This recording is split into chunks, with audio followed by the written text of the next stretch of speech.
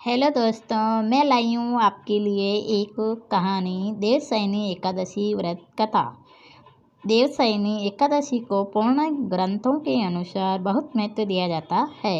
इसका कारण यही है कि इस दिन भगवान विष्णु 4 मास के लिए योग निद्रा में चले जाते हैं, जिस कारण शुभ कार्यों को इस दौरान करने की मनाही होती है। इसके बाद कार्तिक मास की शुक्ल एकादशी, जिसे प्रमोदनी एकादशी कहा जाता है, भगवान विष्णु निद्रा से उठते हैं। उनके बाद फिर से शुभ कार्यों की शुरुआत होती है। देवशयनी एकादशी के महत्व को इस पौराणिक कथा के जरिए और भी अच्छे से समझाया जा सकता है। वह यूं कि एक बार ब्रह्मा जी ने देव ऋषि नारद से आषाढ़ मास की शुक्ल एकादशी के बारे में जानने की इच्छा प्रकट की। तब ब्रह्मा जी नारद को एक एकादशी की कथा सुनाने लगे। सतयुग की बात है कि माधाता नाम के चक्रवर्ती सम्राट हुआ रहते थे। वे बहुत ही पुण्यात्मा धर्मात्मा राजा थे। प्रजा की उनके राज में सुखपूर्वक अपना गुजर बसर कर रही थी। लेकिन एक बार क्या हुआ कि 3 साल तक लगातार उनके राज्य में आसमान से पानी की एक बूंद नहीं बरसी। खाली सावन आते रहे और धरती की दरारें बढ़ने लगी। जनता भी भूखों मरने लगी। अब धर्म कर्म की शुद्ध किसे रहती, अपना पेट पल जाए कहीं गनीमत थी। प्रजा राजा के पास अपना दुखड़ा लेकर जाने के सिवाय और कहाँ जा सकती थी। राजा बेचारे पहले से ही दुखी थे। जनता के आने से उनका दुख और बढ़ गया।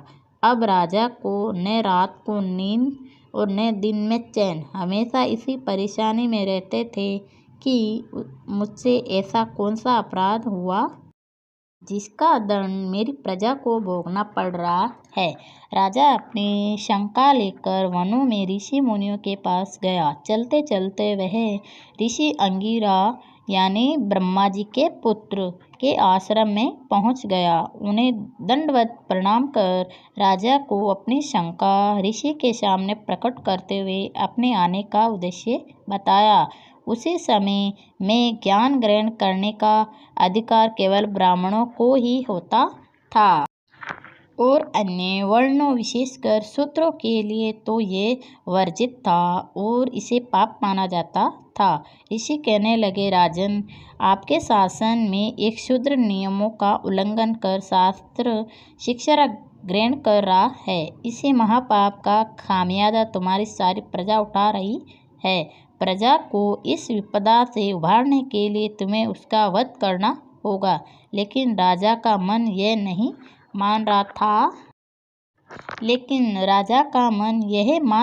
था कि वे मात्र शिक्षा ग्रहण करने को ही अपराध मान लिया जाए।